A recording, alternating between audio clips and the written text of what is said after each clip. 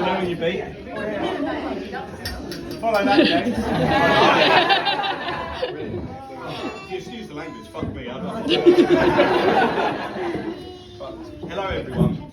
For those who don't know me, I'm James Davis, and along with Rupert, I'm Nathan's best man.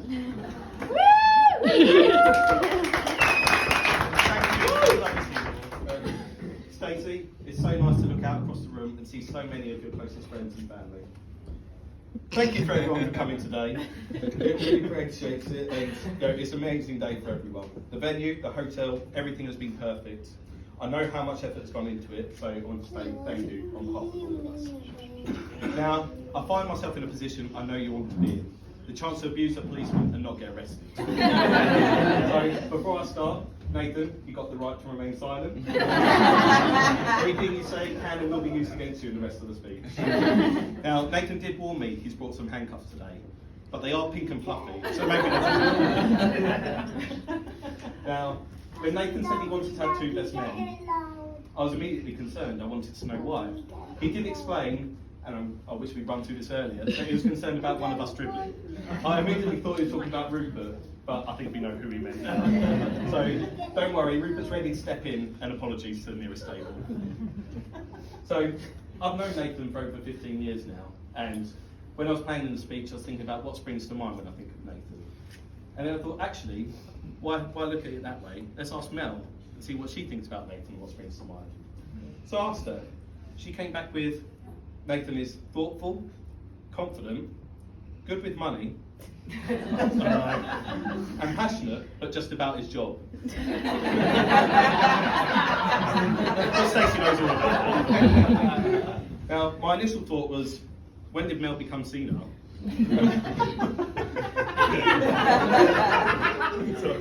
And secondly, that's not what comes to mind for me. So, let me ask some of his friends what comes to mind when they think of Nathan. So, Jake, what comes to mind when you think of Nathan? Miserable. Thank you. Dan, what about you? Scott? Funny once a year. Funny once a lifetime. And Luke? Great. I know what you're thinking. Funny one day a year and he didn't choose today. Don't worry. I'm sure Stacey will be laughing the first night of the honeymoon.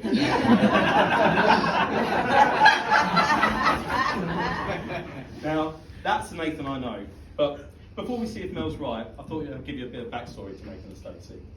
So, Holly and I are lucky enough to have known them a long time. I've known Nate since university, and Holly and Stacey became firm friends not long after. In fact, as Nate mentioned, we were there the first time that they met. Stacey, you might not know this, but you weren't the only one smitten. Nathan was as well. Honestly, he kept going on. I heard one more time about him saying, oh, perfect. Oh, so beautiful. Oh, so fun. Honestly, he kept going on about that fucking jumper.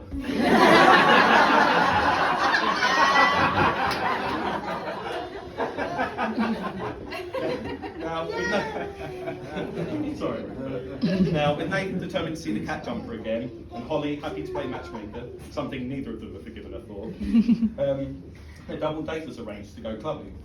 Now, once Nate got over his crushing disappointment over Stacey's lack of grey and cat-themed clothing, they managed to hit it off straight away. Now, Nate isn't the only one with detective skills. You see, I noticed they went off and spent a lot of time on their own. Somehow he was making Stacey laugh. But the biggest clue was Nathan went and bought her a drink.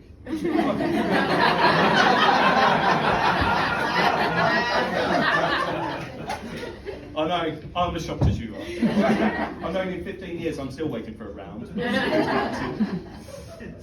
So, not only had he used the one day a year he's funny, but he'd also bought her around. I should have known it was love at first sight.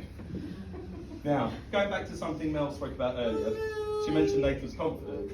Now, I agree, but not for the reasons she thinks. You know, we all know what an enthusiastic and energetic person Nathan is during the day, but if you can keep him out past his 8 p.m. bedtime, give him a couple of drinks, and play some music, a dance move comes out, Oh my god. that will be on Strictly any year now. I am, of course, talking about the sleep dance.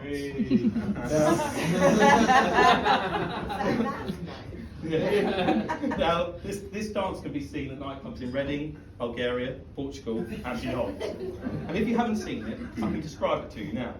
The eyes shut, the arms come out, and like a geriatric, he shambles across the night floor, moaning. Now, it takes confidence to pull that off, so kudos, Nate. And great news, he said he's happy to perform it on request tonight. Now, what else did Mel mention? Passionate, but just about his job. Sorry, I can't agree with that. See, I've seen that Nate passionate about other things. Not you, sorry, Stacey. But maybe that'll come with time. Believe it or not, at university, Nathan was a passionate protester. Nathan was a woke, liberal-minded person who attended love music and hate racism rallies. I know, he hasn't changed a bit. Now, the example I always think of when it comes to Nathan being passionate involves a story from my uni days. A group of us were coming back from a night out in town. We splashed out in a taxi. It's a big expense for us.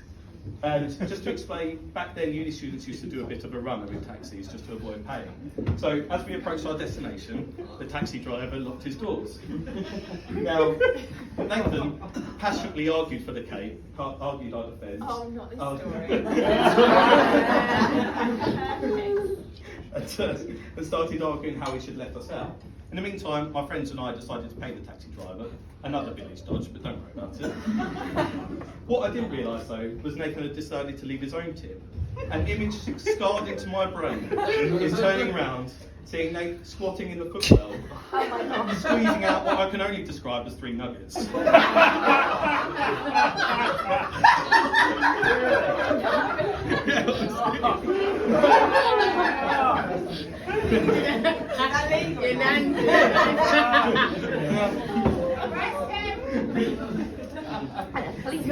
Now, I don't know if you ever found those nuggets, but after a quick bit of research, it turns out you may have broken that outraging public decency law. Don't worry, I haven't told it to a room full of village. Now, I'm going to pause now from talking about Nate to talk about his perfect companion. Heard many stories about Nate's softer side, how he gets up to help and comfort them, how he deals with the stress, how he even calmly deals with the screeching. I am, of course, talking about Scratchy. Now they say owners reflect their pets. Now, if you've met Itchy and Scratchy, you know how true that is. Itchy is full of energy, charging about the house, full of affection. Scratchy sleeps all the time, looks miserable, and is losing his fur. Guess which one is Nate? Now, it's not just Scratchy though. Nate is cat obsessed. He's the only person I know who travels with snacks in their pocket. Not for me, but just in case he comes across any stray cats. Yeah, and he did it to Portugal as well. And to be honest, I've almost called the police on him a couple of times when he's told me how he's been using treats to lure small things into his house. So yeah, Blake is thoughtful, but only about cats. And so, to Stacey, this time it is you, I promise. First of all, I have to mention how beautiful Stacey looks. I think today has shown who's punching in that relationship. And as I mentioned earlier, I've got to know Stacey really well over the years. And her tastes have changed so much in that time. We heard from Sarah stories of Stacey growing up. And I have to say, my favourite thing about Stacey are the Redditch stories. If you haven't heard it, a story about a childhood trip to Skegness is an absolute must. But my favourite is the one she told a few years ago. We were out in the garden drinking, and Stacey, unsurprisingly, and Stacey was telling us about how she used to drink a Redditch puddle. Now, my first thought was this was some kind of local cocktail. No. Stacey, her brother, and her friends used to go round drinking from muddy puddles as some sort of game. I mean, I don't really understand it, but on the plus side, it does explain her brother's deed. So I think going from drinking puddles to Prosecco says a lot about how Stacey's changed. So, ladies and gentlemen, can you please raise your glasses for puddles to Prosecco?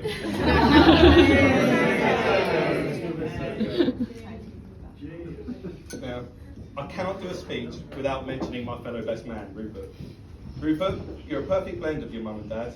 You have Stacey's smile, her humour, her energy, but your dad's hair. You've done amazing today, Rupert. I know you're ready to step in and help me. Rupert, I want you to know how lucky you are to have the family support you do and have two amazing, loving parents. I want you to know that Holly, myself, everyone here are excited to be a part of your life. As Buzz would say, we are with you to infinity and beyond.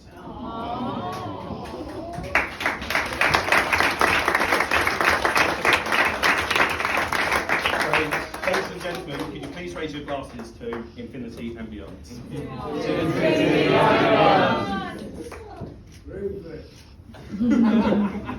So, you know what, after all that, maybe Mel was right. We might disagree on his passions, but I think we both agree he's good with money. Now, I know you've all been wondering what's in the envelopes. Feel free to open them now. Now, inside, you'll see a business card.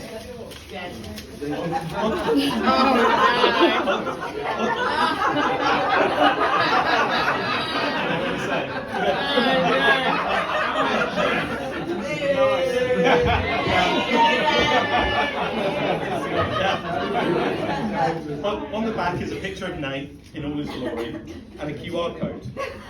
Now, that QR code will take you through to a calendar I've created. It's a calendar that shows Nate's hair loss over the last 12 years. Now, you'll also notice I put an email address in there. I promise that the first 20 people that email me will get a fully printed version. Don't worry, Nate, I'm doing one for you.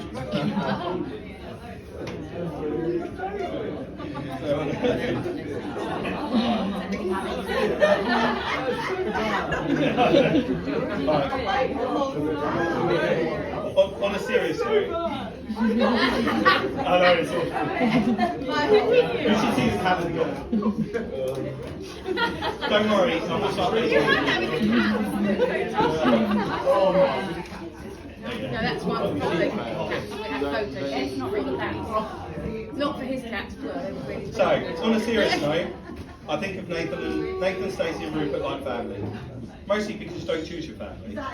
But if I did, I could not have chosen better. You've been there for pretty much all the major moments in our lives. Moving into our first house, being there for our engagement, our wedding, and this goes on.